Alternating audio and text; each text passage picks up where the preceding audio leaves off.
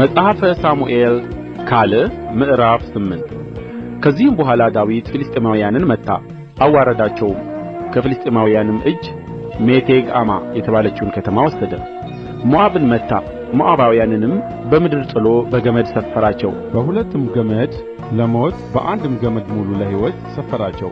ሞዓባውያንም ለዳዊት ገባሮች ሆኑ፣ ግብርም አመጡለት።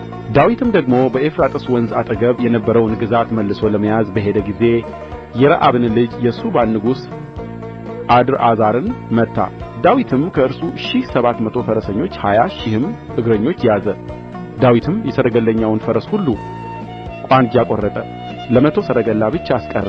ከደማስቆም ሶርያውያን የሱባን ንጉሥ አድርአዛርን ሊረዱ በመጡ ጊዜ ዳዊት ከሶርያውያን 22000 ሰዎች ገደለ።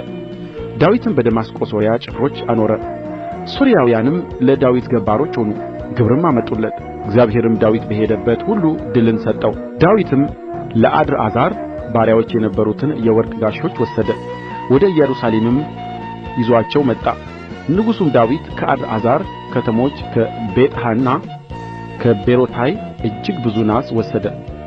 የሐማትም ንጉሥ ቶዑ ዳዊት የአድርአዛርን ጭፍራ ሁሉ እንደ መታ ሰማ።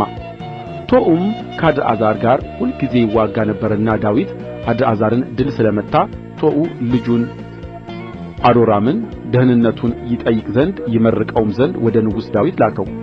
እርሱም የብርና የወርቅ የናስም ዕቃ ይዞ መጣ። ንጉሡ ዳዊትም ካሸነፋቸው ከአሕዛብ ሁሉ ከሶርያ፣ ከሞዓብም፣ ከአሞንም ልጆች፣ ከፍልስጥኤማውያንም፣ ከአማሌቅም፣ ከረአብም ልጅ ከሱባ ንጉሥ ከአድርአዛር ምርኮ ከቀደሰው ብርና ወርቅ ጋር እነዚህን ደግሞ ለእግዚአብሔር ቀደሰ።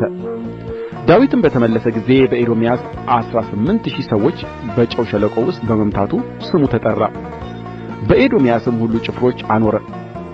ኤዶማውያንም ሁሉ ለዳዊት ገባሮች ሆኑ። እግዚአብሔርም ዳዊት በሚሄድበት ሁሉ ድልን ይሰጠው። ዳዊትም በእስራኤል ሁሉ ላይ ነገሠ።